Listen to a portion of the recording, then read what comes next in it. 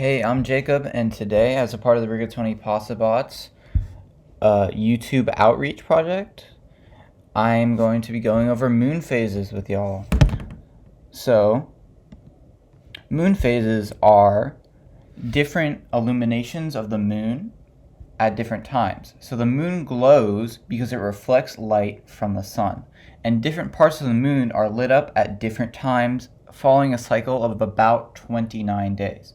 So I'm sure you've seen the moon before, and if you've noticed, different areas and different amounts of the moon are lit up at different times of the month. So the first moon phase is completely dark, almost. This phase of the moon, called the new moon, occurs when 0% of sunlight hits the moon. And it is possible to see a faint shape of the surface because of something called earthshine. And earthshine is the light reflected from Earth from the sun. So the light from the sun hits the Earth and it bounces off the clouds and the surface of the Earth and comes back, and some of it hits the moon. It's a lot dimmer than the sun, but you can still make out somewhat of this shape. The full moon is the exact opposite. The full moon occurs when 100% of the surface is illuminated by sunlight. It's very bright, and it lights up Earth with the reflection of the sun's light. So the start of the moon phases, it's full moon, and then it goes waxing crescent. A waxing crescent occurs when 0 to 50% of the right side of the moon is lit up. And a waxing moon means that the light level is increasing as time goes on. That means as time goes on, it's going towards a full moon. More light is coming every day. And waning crescent is the exact opposite. A waning crescent is when 0 to 50% of the left side of the moon is lit. And a waning moon means that the light level is decreasing as time increases. So it's going towards a new moon. And it's important to note that the lit side during waning and waxing is opposite in the southern hemisphere. So what the right side of waxing is only true for the northern hemisphere. And left side waning is only true for the northern hemisphere. That's very important because not everybody lives in the northern hemisphere.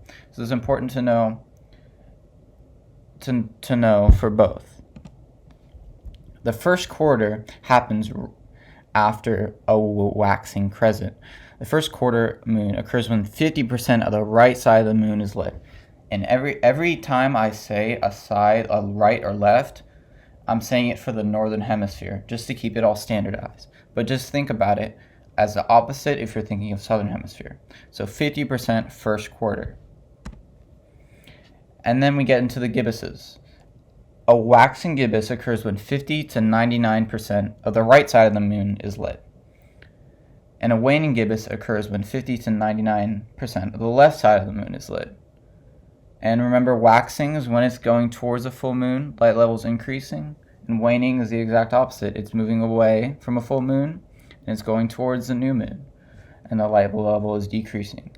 Gibbous is kind of a weird word to try and remember, but gibbous, big. Just remember that there's a lot of light on the moon.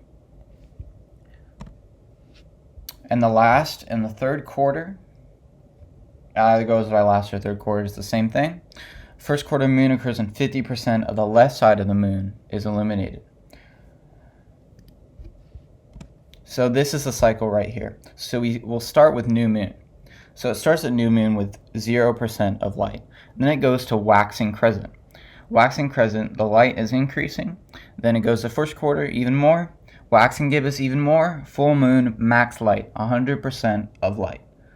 Then the light level starts to decrease. Waning gibbous, last quarter, waning crescent, and new moon again.